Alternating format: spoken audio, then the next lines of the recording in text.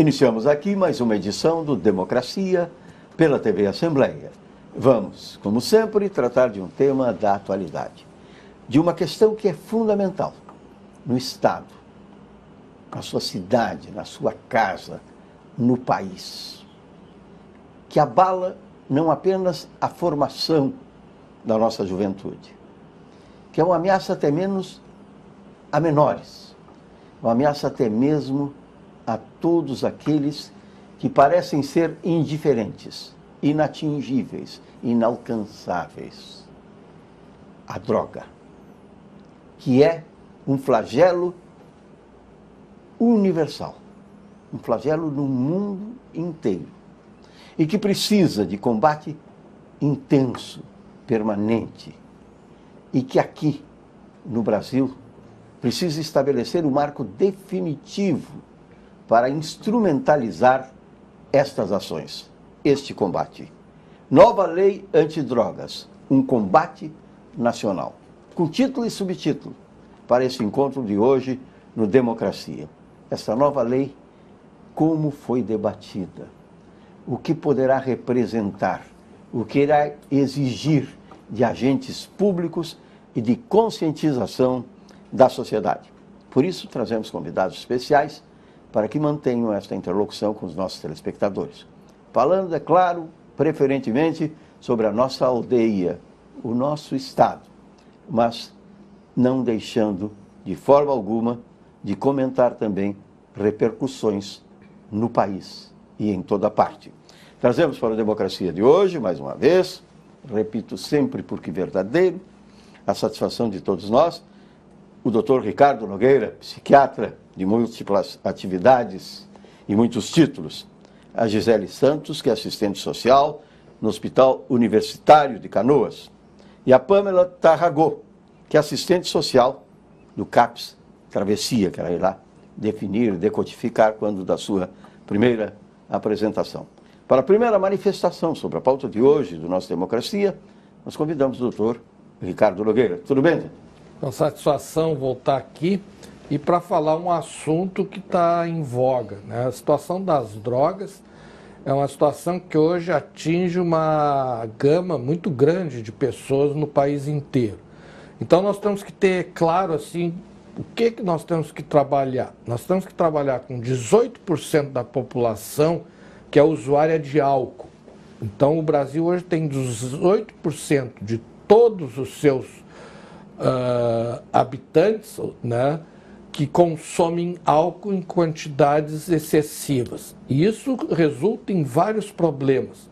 O álcool ele resulta em uso abusivo em mais de 350 doenças. Exatamente isso, 350 doenças. Vamos falar das mais comuns.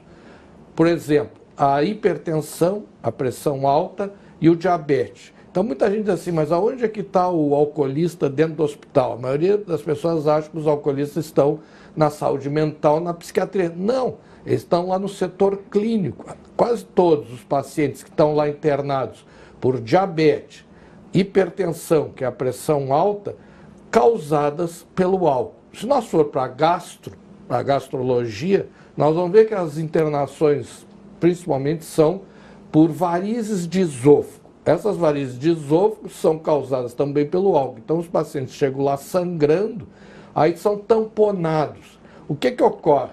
Um mês depois estão lá de volta, sangrando novamente. Aí são tamponados novamente. Mas o problema não é tamponar o esôfago e a varize, cauterizar a varize. Tem que resolver a causa do problema. Então, nos últimos 10 anos, nós tivemos um aumento de 9% do alcoolismo no Brasil para 18%. Duplicou. Aumentou exatamente 100%, em média 10% a cada ano. Diante do contexto geral, isso quer mostrar o seguinte, que o Brasil hoje é o país da América Latina, de toda a América Latina, com maior consumo de álcool. Só para você ter uma ideia da abrangência disso, o Brasil produz muito mais cachaça do que leite. A produção do leite hoje não é a metade da produção da aguardente. além dessa questão do álcool, que só essa já é de uma importância tremenda, e sem falar nas outras doenças, a síndrome alcoólica fetal, que são aquelas crianças que já nascem com o rosto totalmente desfigurado pelas mães que são usuárias de álcool. Então essas crianças passam 9 meses da gestação já embebidas e embriagadas. E quando elas nascem, elas entram em abstinência. Então muitas vezes nós somos chamados lá na sala de parto porque o nenezinho recém-nascido está convulsionando. E não sabiam por que esses nenezinhos estavam convulsionando.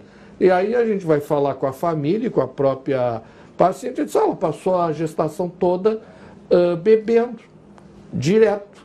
Né? E além do álcool, aí vem as outras drogas, porque raramente alguém usa uma única droga. Na maioria das vezes são drogas cruzadas. Associado ao álcool vem o crack, e aí nós vamos ver que o crack nos últimos anos, nos últimos 20 anos, a gente esperava que o crack entrasse e saísse, fosse uma droga sazonal. No entanto, houve uma quadruplicação do uso do crack. Quer dizer, antes era 0,2%, hoje é 0,8%. Quer dizer, aumentou 400 vezes o uso do crack. O uso da cocaína e da maconha, ele vem se mantendo. Então nós temos que enfrentar todo esse problema. O que aconteceu com esse problema? Houve uma mudança de contexto. Então nós tínhamos uma lei, e temos ainda uma lei, que restringe o atendimento psiquiátrico e da saúde mental. Então hoje nós não temos unidade de tratamento intensivo para desintoxicação de álcool, de crack, de cocaína e maconha. E aumentou muito a demanda. Além disso, associado a isso, nós tivemos uma crise econômica nunca vista no nosso país. Nós tivemos 14 milhões de desempregados, isso aumentou o número de pacientes deprimidos, e que muitas vezes esses pacientes deprimidos, além de deprimidos, eles também são usuários de álcool e outras drogas. Então, o que nós tivemos?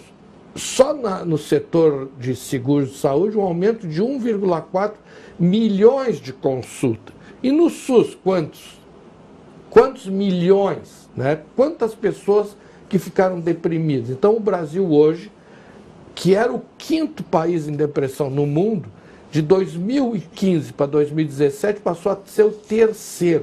Nós temos hoje 11 milhões de deprimidos em todo o país. 11 milhões. Então é diante desses fatos e desses dados que nós vamos ter que pensar o que fazer. Gisele Santos, tudo bem? Sim, tudo bem. Então, prazer, sou Gisele Santos, sou assistente social do Hospital Universitário de Canoas, atuo na unidade de saúde mental há aproximadamente 4 anos, tenho pós-graduação em saúde pública pela URGS, né? E pensando um pouquinho no que o Dr. Ricardo Nogueira trouxe, referente ao aumento significativo dessas gestantes dependentes químicas, a gente pode linkar muito com o nosso dia a dia da unidade, né? Que a gente observa um número bem grande, né? Tanto de reincidências hospitalares, de pacientes adultos, gestantes, adolescentes, né? E como nós vemos eles depois dessa alta, né? Elas recebem essa alta, a gestante ou a puérpera, e quando retornam para nós, a gente percebe o quanto elas vieram mais deterioradas, né? Os vínculos familiares ou se fragilizaram mais, ou até se romperam, né? Muitos, inclusive, em situação de vulnerabilidade social, em situação de rua, né? Então a gente percebe isso muito na nossa unidade. E tem crescido cada vez mais, o que nos preocupa bastante. Inclusive, a gente vem pensando o que nós podemos fazer para que essa situação não venha acontecer com essa aumento tão grande, né? Com essa repetição, né? A gente dá alta hoje, 2 semanas depois aquele paciente retorna para a unidade, para o tratamento, né? Não conseguiu se manter lá fora, né? Não aderiu ao tratamento, ou a família não acompanhou até o CAPS, não teve não aderiu àquele plano terapêutico dele corretamente, não procurou outros serviços, né? E também, assim, observo muito o quanto a família tem um papel importante na questão do tratamento dessas pessoas, né, que fazem uso dessas drogas, das substâncias psicoativas. A família tem um papel fundamental no apoio, no acompanhamento, de parceria junto aos serviços da rede, que nós chamamos da base assistencial, né, que nós podemos contar com os CAPs, com as UBSs, os CRAS, os CREAS, também, por que não, com as escolas, né, que as escolas, eu entendo que são de parte fundamental para trabalhar na lógica da prevenção, da promoção, já com os pequenos mesmo, com os adolescentes, para que essas internações que vêm aumentando cada vez mais, elas não se repitam com tanta frequência, né? E que cria consciência neles do que pode vir a repercutir, então, o uso dessas substâncias. Pamela Tarrago, tudo bem? Então, eu sou assistente social do CAPS Travessia, em Canoas. Eu trabalho há 10 anos na saúde, em Canoas. Nesses 10 anos, eu trabalhei no Hospital Nossa Senhora das Graças, atendendo as emergências psiquiátricas que chegavam ali. E depois eu iniciei no CAPS. No CAPS a gente tem bem essa questão de atendimentos à crise, né? É um CAPS de álcool e drogas. E atendemos os familiares, fazemos atividades, tudo para tentar prevenir, minimizar os riscos desse uso prejudicial de drogas. Que nós trabalhamos também com a questão da redução de danos também, né? Porque alguns usuários eles têm o interesse em parar o uso totalmente e outros têm a intenção de um uso recreativo, que seria a questão da redução de danos que eles fazem ali. E fazemos várias atividades terapêuticas, como grupos, oficinas. Vamos aqui falar sobre CAPS, porque a maioria das pessoas entende, sabe do que nós estamos tratando, mas o que é exatamente CAPS? Para que todos possam compreender. Tá. O CAPS ele é um centro de atendimento psicossocial, com atendimento 24 horas, nós temos leitos, a gente tem uma equipe multidisciplinar que é composta por enfermeiro, assistente social, médico psiquiatra, clínico, pessoal do administrativo, técnicos, psicólogos. Então a gente faz esse atendimento multidisciplinar para os usuários com essas atividades, que daí nós temos vários tipos de atividades para intervir nesse uso para o tratamento dos usuários em uso abusivo de álcool ou outras drogas, tá? A gente recebe muitos usuários, como a Gisele falou, em situação de rua. O nosso território atende o albergue de Canoas, então tem vários dependentes, tem vários usuários de drogas que estão em situação de rua devido aos vínculos fragilizados com a família. Por isso, eles acabaram optando em se afastar da família e ficar nessa condição de vulnerabilidade social, né? E ficam desempregados também. Então, a gente tenta essa reinserção deles na sociedade novamente. É todo o tecido social que o CAPS alcança, não é? Sim. E protege. Embora tenha essa maior incidência das pessoas em estado de vulnerabilidade, né? Vulnerabilidade social que é ocasionada por um conjunto de fatores. Agora, o grande problema que a gente está vendo hoje é que a política que era implantada, e é ainda, é a da redução do dano. E a gente viu que os resultados dessa política só aumentou o número de pacientes. Então, na verdade, o que a gente ficou fazendo? A gente ficou enxugando gelo. É uma faixa maior de compreensão, de tolerância que não deu resultado. Exatamente. Então, essa tolerância, nós estamos propondo na nova lei, tolerância zero e abstinência total. Fim da redução do dano. Então, na verdade, a proposta da nova lei antidrogas no Brasil é um desmanche da política da redução do dano. Por quê? Não adianta ser só contra, tem que mostrar por quê. né? Então, porque aumentou. Os dados que eu acabei de citar, foi nesse período que inventaram essa política que foi totalmente inócua. Aí o que houve? Um verdadeiro boicote ao tratamento. Então, os hospitais gerais, vamos criar leitos psiquiátricos nos hospitais gerais, mas só podia ter 10% da capacidade do hospital. Mas o que ocorreu? Houve um aumento da necessidade, entendeu? Então, crescimento de demanda. Exatamente, o que se chama tecnicamente de demanda reprimida. Então o que acontece? As pessoas precisam.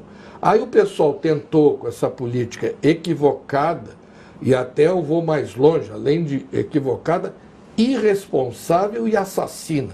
E vou provar isso.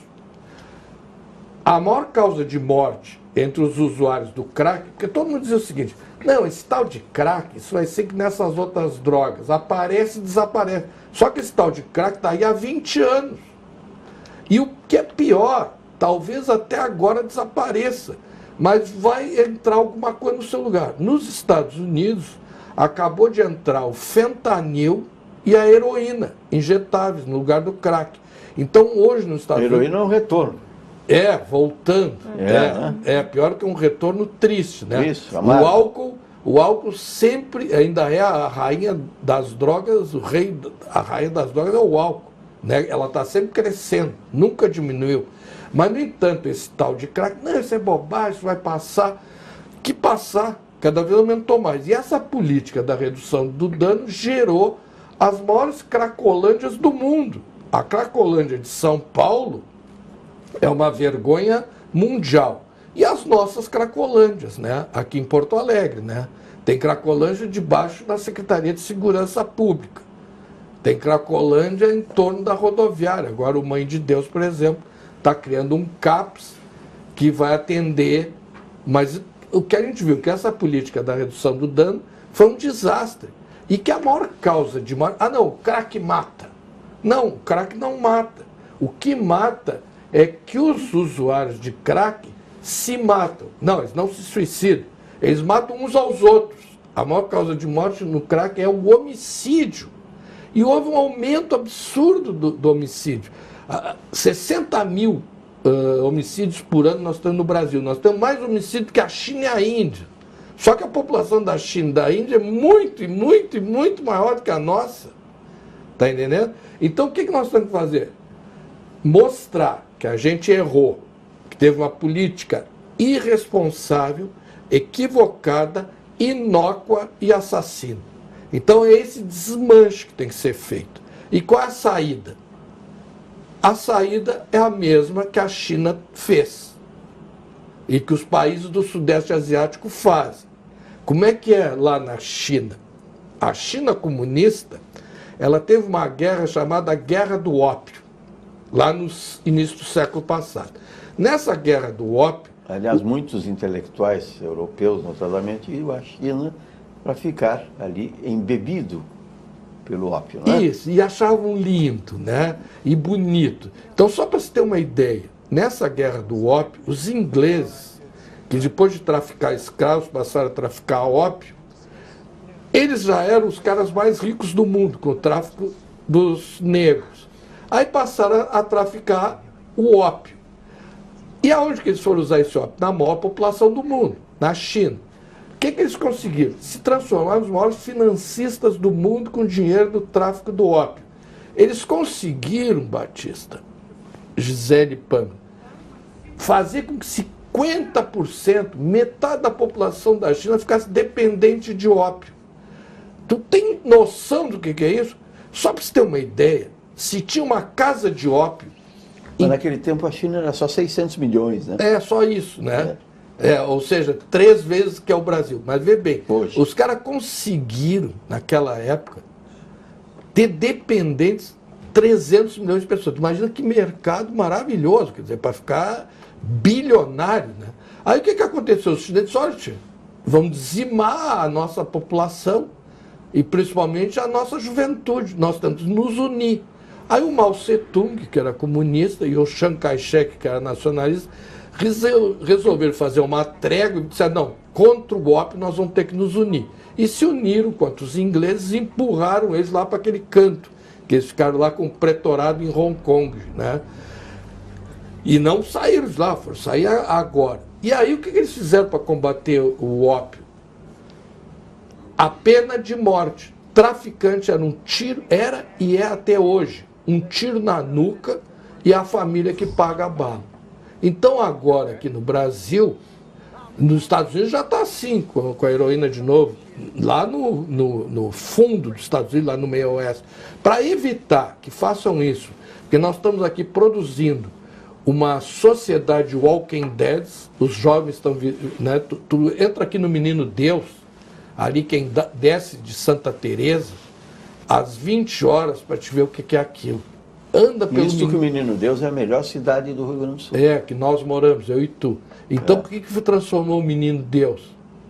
Né? Virou um albergue a céu aberto. Ah, porque nós não podemos permitir a internação psiquiátrica de 5, 6 mil internações que tinha no São Pedro, 1.000 que tinha no Espírita. Tá, não pode internar, acabaram com os leis psiquiátricos. Agora estão tudo na rua, se matando e se drogando. É isso que nós queremos? E esta população de rua, que todos observam durante muito tempo, esteve grande parte dela ali, sob o viaduto Borges de Medeiros, na Avenida Borges de Medeiros, viaduto Otávio Rocha. É, né? E aqui eu quero fazer uma homenagem. Esse tipo de população. Tá, e aqui eu quero fazer uma homenagem ao comandante da Brigada Militar em Porto Alegre, que não perguntou nada para ninguém, foi lá e tirou e ficou tirado e pronto. Porque tinha gente que tinha que fazer um estudo, mas não tinha que resolver o problema do viaduto, tinha que resolver da cidade toda. Era um estudo completo. É muito estudo. E os intelectuais adoram droga, né? A maioria dos intelectuais são muito chegados numa droguinha, né? Sem falar no álcool, né? Então eles adoram, acho bonito a liberação da maconha, aí a liberação da maconha depois vai para Vamos fazer um programa sobre isso oportunamente. Voltamos com Democracia aqui pela TV Assembleia, falando sobre a necessidade de uma nova lei antidrogas, um combate regional, nacional, com inserção internacional. Tem razão, doutor Ricardo Nogueira. É um problema do planeta. Falamos sobre a China, nós discorremos sobre um fato concreto, objetivo, de algum tempo, mas que é também recorrente. Muda o invólucro. Muda muitas vezes o conteúdo, mas o efeito é o mesmo. Não é? Porque diria um sábio, drogas são drogas. Não é? E continuam sendo uma preocupação. Mas, lamentavelmente, somente daqueles que sentem ou acompanham de perto os efeitos. Não é? Aí vem essa necessidade da discussão familiar. Daí vem, doutor Ricardo, a necessidade de observar essa população de rua, que é formada na sua grande maioria, não por aqueles vulneráveis de origem, mas aqueles que deixam seus lares, que são abandonados pelas famílias e que procuram também esse autoabandono. Né? Esta situação é verificada aqui, ali, ao lado, em Canoas, em toda parte, não é assim? Vamos conversar sobre isso. Sim.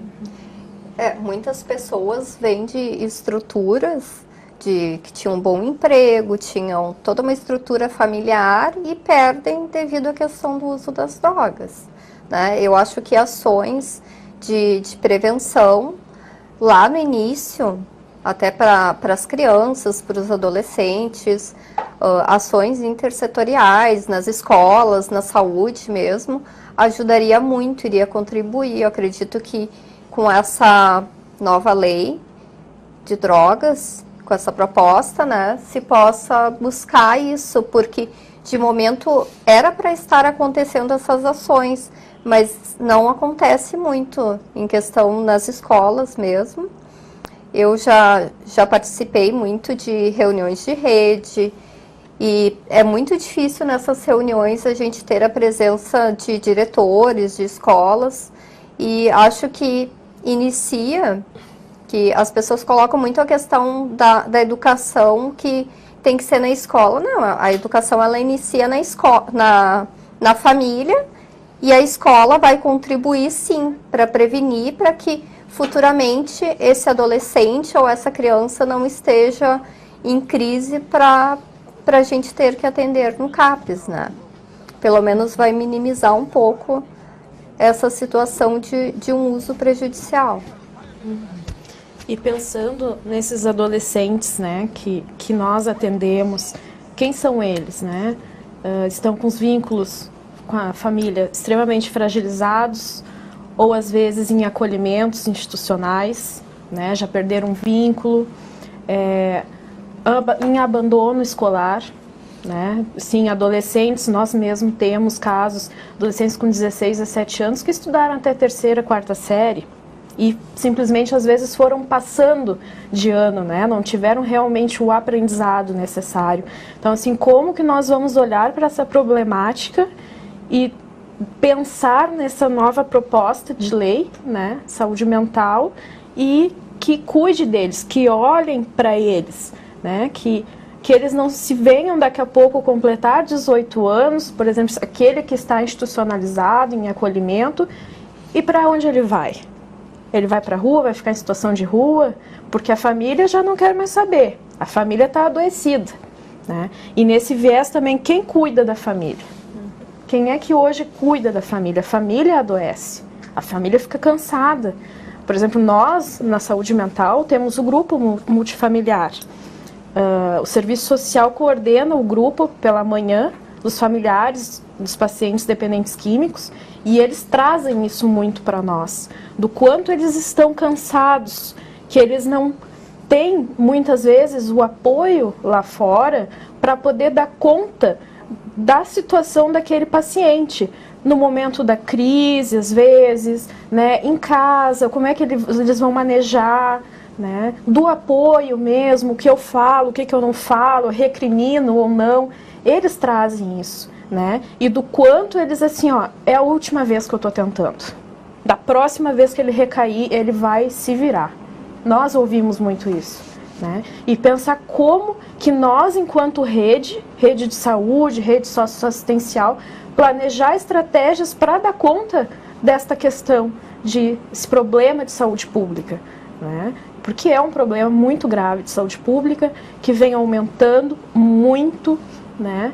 E a gente precisa trabalhar com toda a rede, unidades escolares, os CRAS, os CREAS, o albergue, os CAPs, né? Os leitos de internações hospitalares. A gente precisa trabalhar nessa parceria, mas também nós nos deparamos, principalmente nós do serviço social, nos deparamos com a fragilização de uma rede como um todo, né? Com os limites institucionais, né?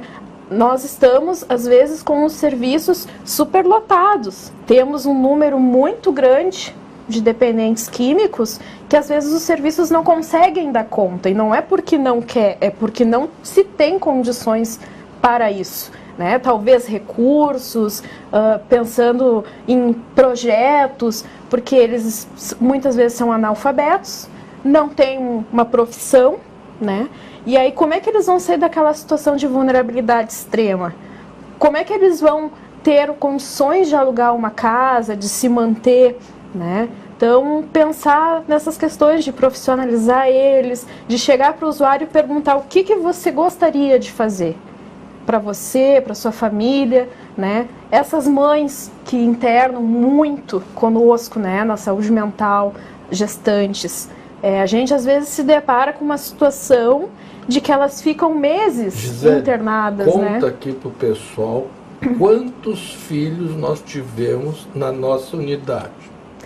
Muitos, muitos, muitos mesmo, né? Inclusive agora, há pouco tempo, nós estávamos com 4 grávidas, 4 gestantes conosco internadas. E essas gestantes... Pai desconhecido. Não, às vezes Pai até... conhecido, mas não identificado, não companheiro, né? Isso. A maioria usuárias de crack, né? Sim. Usuários de crack. Até a gente está fazendo uma proposta aqui para essas clínicas de fertilidade, deem crack que reproduz, que é uma beleza. Né? Porque essas craqueiras, elas têm filho, e o pior, que a gente reinterna muitas vezes, ela grávida de novo. E usando crack. Quer dizer, então, o que nós estamos fazendo? Enxugando gelo. Está entendendo? Porque aquele vai e volta, vai e volta. Agora, o que acontece? Não tem recurso. A lei proíbe que não pode internar mais pacientes psiquiátricos que 10% da capacidade total. Isso era antigamente, agora a realidade é outra. Então nós propomos lá no Hospital Universitário, por exemplo, ter uma unidade específica só para os adolescentes. Então nós temos uma unidade que é de adultos e que tem que internar adolescentes por uma necessidade, porque os adolescentes estão usando... Quer dizer, ausência de leitos para a unidade de adolescentes, enquanto existe leitos disponíveis na outra unidade, não é isso? Não, é assim, a nossa unidade... Não, eu sei, talvez eu não tenha me explicado bem, mas a exigência maior é a criação de novos leitos para adolescentes, não é isso? Sim, porque a demanda é muito grande Pois de adolescentes. É maior entre adolescentes. Isso, então tá. Então o que ocorreu? O município definiu que vai ser criada uma nova unidade específica para adolescentes. Está lá no papel. Mas cadê a nova unidade? Não tem recurso. Porque nós atendemos adolescentes quando eles estão para fazer 18 anos. Dos 17 para 18, aí nós começamos a atender, porque a nossa unidade é para adultos, né?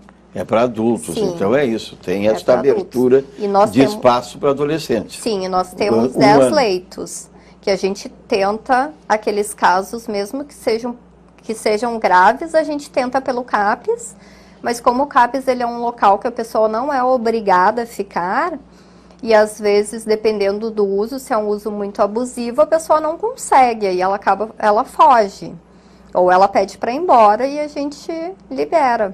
Por não ser, e se tem algum risco, aí a gente encaminha para o hospital. Tá, e aí olha bem, aí nós fomos obrigados a internar adolescentes juntos com adultos. Isso primeiro que é um crime. Pelo Estatuto da Criança e do Adolescente, a Gisele pode até discorrer isso, que ela é especialista nisso, não pode ter adultos com menores. Mas aí nós fomos obrigados a internar todo mundo junto. Não, mas nós vamos criar uma unidade. Essa conversa da unidade, Gisele, está 1 ano ou 2, não foi criada tal unidade. No papel está lá, mas na prática é tudo junto e misturado. Aí, por que não foi? Porque não tem recurso. E hoje, a gente vê o quê? Que esses recursos foram desviados para mansões luxuosas no Brooklyn Paulista, para viagens ao Leblon, à Fortaleza e outros desvios mais, né? E nós precisando tanto, com tanta gente precisando, né? Então, tem os recursos, mas esses recursos são desviados, ainda tem isso. E né? como tem?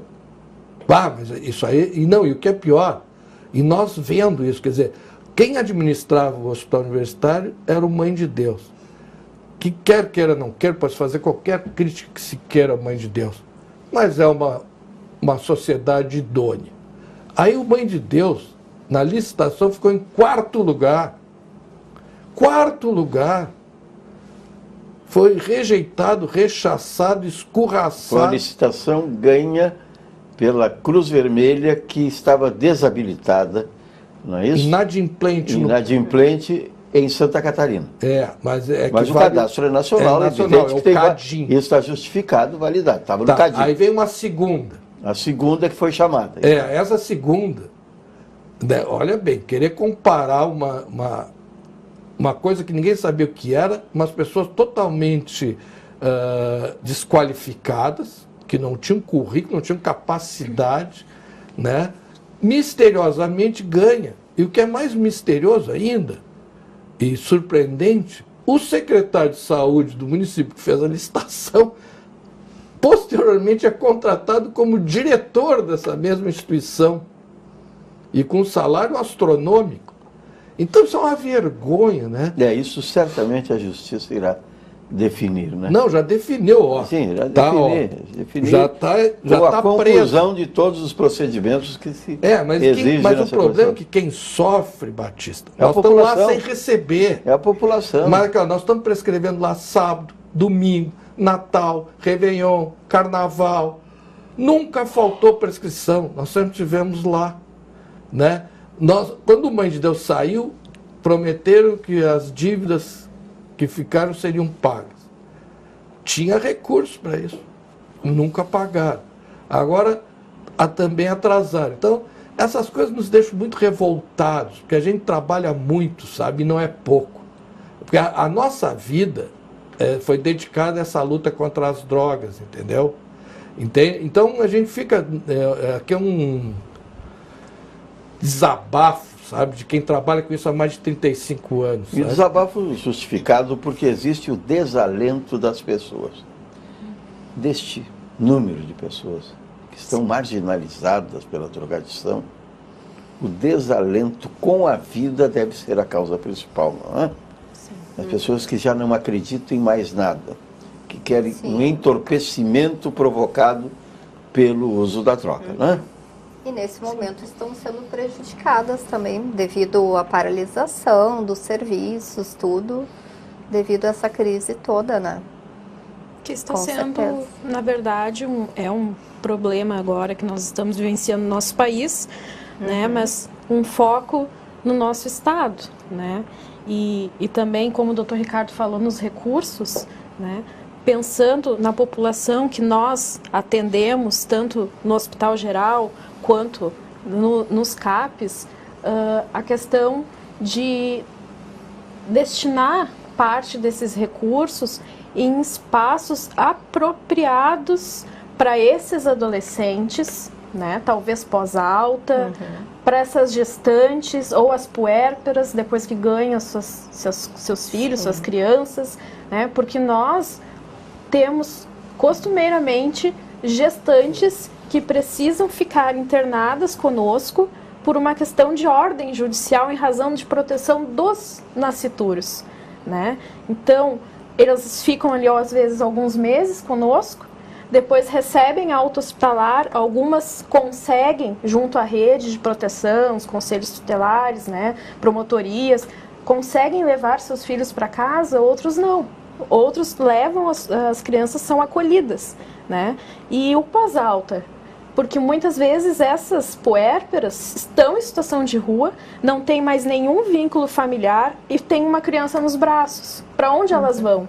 Nós temos hoje um serviço que comporte essa demanda? Sim. Nós não temos. Sim, deveria ter um centro de convivência, tanto para os adolescentes quanto para elas, com atividades de economia solidária, tudo para conseguir depois se voltar ao mercado de trabalho também. E de fato, né, promover a reinserção social para essas pessoas. Não existe nenhum projeto de promoção da pessoa.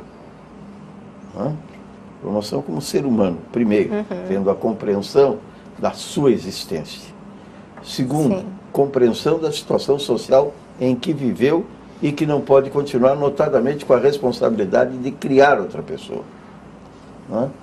O que existe, rigorosamente, isso é muito triste, são, ao final deste tempo de proteção do Estado, das instituições, até mesmo de ONGs, o que existe é uma espécie de despejo de pessoas, não é assim?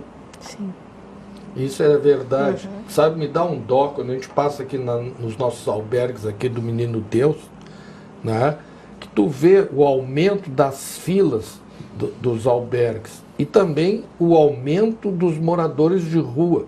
Eu vejo assim aqui no Menino Deus, eu falo pelo Menino Deus, mas não é só o Menino Deus, no centro da cidade também, o aumento dos condomínios, né? Tem então os condomínios debaixo dos viadutos, né? São verdadeiros condomínios já. E o que nos mostra as estatísticas é que é o aumento dos idosos, o aumento de idosos que hoje estão na rua e o aumento do alcoolismo entre os idosos, né? Então é bem isso que tu acabou de falar, a tristeza, então a pessoa se sente abandonada, rejeitada, então ela vai para a rua, né? E aí, para ela suportar as agruras da rua, só os idosos, eles são, na maioria das vezes, usam mais álcool, né? Então houve também 63% de aumento de idosos na rua e a maioria com problemas de alcoolismo. Então tu vê que esse problema do álcool e das drogas, ele atinge desde a criança recém-nascida, filha de uma mãe usuária, ao adolescente, ao adulto jovem e o idoso. Então é um problema de todos, Batista. Entendeu? Nós problema estamos chegando de todos. por hoje ao final do programa, tratando deste tema, que deve ser tratado em muitas oportunidades. O público é dinâmico e é importante que saiba da responsabilidade que cada um tem em compreender esse fenômeno tão triste, que é daqui, da cidade, repito, do estado, do país, do mundo, que é uma questão de convivência. A melhor convivência é aquela interessada em entender o outro. Temos 1 minuto e meio para cada um dos convidados para a mensagem de encerramento por hoje. Pamela Tarragó. Eu gostaria de agradecer o convite, então, do Dr. Ricardo Nogueira. Eu espero que eu tenha contribuído um pouco sobre as informações, funcionamento do nosso serviço em Canoas, né? E que essa política, que essa nova lei, que ela traga bastante benefício para os usuários, porque a nossa luta sempre é para a melhora das condições de saúde e da qualidade de vida dos usuários. E é preciso vocação para exercer esse trabalho, né? Com certeza. Não apenas o desejo de ocupar um espaço nesse amplo campo profissional que tem aí, né? Mas é preciso ter consciência, paciência. Com certeza. Né? E crença. Né? Sim, e tem que acreditar no usuário. Não importa quando, ou importa sim que fosse imediatamente, mas que possa ser a qualquer tempo para alcançar o objetivo. A gente sabe que esse processo é lento, o do tratamento, mas a gente acredita que devagarinho a gente consegue. Muito obrigado, Pamela Tarragó, assistente social do CAPES Travessia, pela participação no Democracia aqui da TV Assembleia. Gisele Santos. Então, também agradecer o convite do colega e Dr. Ricardo Nogueira, né, para estar aqui no programa. E também, assim, na questão da vocação, né, que foi falada para trabalhar nessa área, também penso o quanto é importante a empatia, né, pelo próximo, se colocar no lugar do outro, não só enquanto profissional, mas sujeito, fazendo parte da sociedade civil, né? Bom, na minha família não tem ninguém que use crack, ninguém que faça uso de substância psicoativa. Então, eu não tenho nada a ver com isso. Não, tem sim. Olha para o lado, né? O seu vizinho, de repente, está nessa situação, alguém da família um pouco mais distante. O que eu posso fazer para ajudar, né? Também eu espero que eu possa ter trazido um pouquinho do olhar do serviço social frente a essa temática, as diversas demandas que se apresentam para a gente, conosco lá na unidade de internação, né? E que a gente possa pensar em novas propostas, novos meios, novas estratégias para poder dar conta dessa problemática tão grave, esse problema de saúde pública, né, que vem crescendo, como o Dr. Ricardo, o crack está aí há 20 anos. Né? Então, acho que era isso, agradeço a oportunidade, né, e que nós podemos sempre se colocar no lugar do próximo, né, e pensar estratégias e maneiras de fortalecer o outro, né, e pensar sempre, não desistir, nós enquanto profissionais não podemos desistir do paciente, porque às vezes aquele não é o momento dele, talvez seja numa próxima internação. Muito obrigado, Gisele Santos, Obrigada. Assistente social do Hospital Universitário de Canoas, pela participação no Democracia. Dr. Ricardo Nogueira. Primeiro eu quero agradecer a ti, Batista, porque contigo não tem ruim, né? A gente colocou essa questão para ti, tu na mesma hora disse, olha, então tá, vamos falar sobre essa questão. Mas a gente tem que convidar pessoas que sejam qualificadas e competentes para nos ajudar. Então, eu tenho uma equipe, porque ninguém faz nada sozinho. Nós estamos trabalhando juntos há 6 anos lá no Hospital Universitário de Canoas. A nossa unidade tem mais de 60 filhos que nasceram lá dessas pacientes. E a gente sempre, porque os médicos, os enfermeiros, os psicólogos, mas a gente tem um papel que é fundamental, que é o trabalho das insistentes sociais. Essas insistentes sociais, que são as assistentes sociais, na verdade, elas têm um trabalho que é de uma importância maior. Se não fosse elas, nós temos muitos problemas, principalmente com as famílias, quem resolve são as assistentes sociais. E sem falar na questão da judicialização hoje, né? Nós temos, por um lado, que nos cria alguns gargalos, mas a judicialização, nós vivemos hoje uma sociedade judicializada, né? Então, graças ao trabalho das assistentes sociais que nós podemos resolver esses dilemas. Muito obrigado, doutor Ricardo Nogueira, psiquiatra, pela participação no Democracia aqui pela TV Assembleia, quando nós tratamos de nova lei antidrogas, um combate nacional, um combate regional, do planeta, nunca demais repetir. O Democracia de hoje vai ficando por aqui, doutor Ricardo Nogueira, Gisele Santos, Pamela Tarragó, muito obrigado pela participação, tenho certeza o agradecimento também do telespectador.